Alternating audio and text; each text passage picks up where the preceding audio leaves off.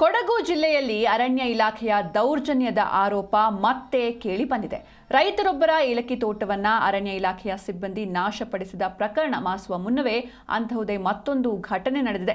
ಮಡಿಕೇರಿ ತಾಲೂಕಿನ ಬೆಟ್ಟತೂರು ಗ್ರಾಮದ ಪೊನ್ನಪ್ಪ ಎಂಬ ಸಣ್ಣ ರೈತರ ತೋಟದ ಕಾಫಿ ಗಿಡಗಳನ್ನು ಅರಣ್ಯ ಇಲಾಖೆ ಕಿತ್ತು ಹಾಕಿ ನಾಶ ಮಾಡಿದೆ. 2011ರಲ್ಲಿ ಅರಣ್ಯ ಇಲಾಖೆಯೇ ಸ್ವತಃ 2.25 ಎಕರೆಯನ್ನ ಈ ಕುಟುಂಬಕ್ಕೆ ಅದೇ ಭೂಮಿಯ ಹಕ್ಕುಪತ್ರವನ್ನ ನೀಡಿತ್ತು.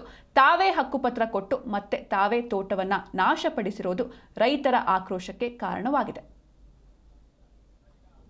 ಬೆಟ್ಟತೂರು ಗ್ರಾಮದಲ್ಲಿದ್ದೀನಿ. ಇದು ಸರ್ವೆ ನಂಬರ್ 1/9.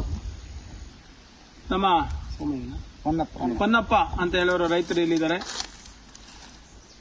ನಂಗೆ ಇಲ್ಲಿ ಬಂತು ನಂಗಡ ಪರಂಪರೆ ಇಲ್ಲಿ ನಂಗೆ ಅಜ್ಜ ವಿಜಯಂದ ಕಲ್ಪನೆ ನಂಗೆ ಇಲ್ಲಿ ಕೊಯ್ನಾತು ಮಲೆಕರ ಇಲ್ಲಿ ಉಳ್ಳ ಹಿಂಗ ನಂಗೆ ಇಲ್ಲಿ ಮಿಂಗ ಏಳ್ ತೋಟ ಅಂತ ಅಪ್ಪನ ಕಾಲ ತಾನಿ ಇದು ಮುಂದೆ ಎಕರ ಬೇಕರ ಅಂತಂದು ಅದೆಲ್ಲ ಈಗ ನಂಗಕ್ಕೆ ಹಕ್ಕುಪತ್ರ ನಾವು ಇವತ್ತು ಬೆಟ್ಟತೂರು ಗ್ರಾಮ, ಮಡಿಕೇರಿ ತಾಲೂಕಿನ ಬೆಟ್ಟತೂರು ಗ್ರಾಮದ ಸರ್ವೆ ನಂಬರ್ 1/9